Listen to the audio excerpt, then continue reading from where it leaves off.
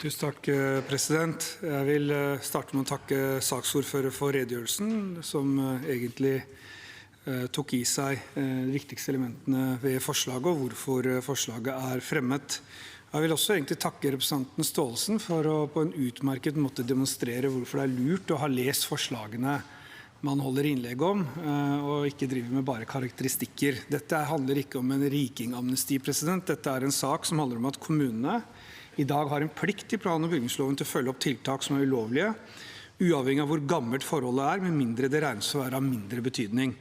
Forslaget som vi nå behandler går ut på å utrede muligheten for å fjerne eller tidsavgrense denne plikten.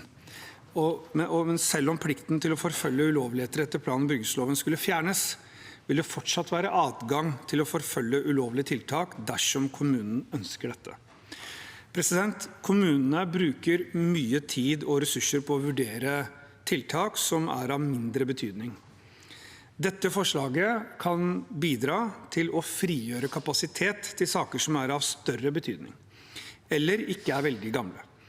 En lovendring vil bidra til å øke det lokale selvstyret.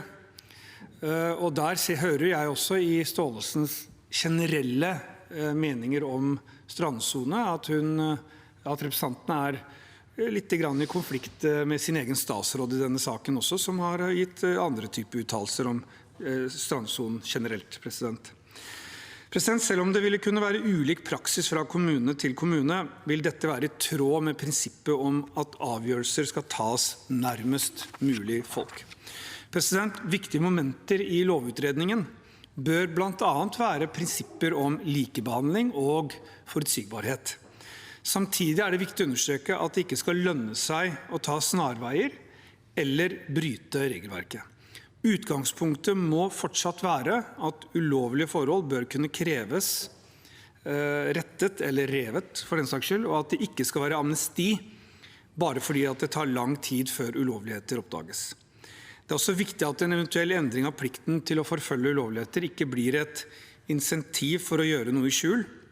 Det er de urimelige tilfellene man må forsøke å treffe med en eventuell lovendring, og det er derfor vi også tar til orde for en skikkelig utredning og bred høring, og går ikke inn i enkeltforslag på dette tidspunktet, president.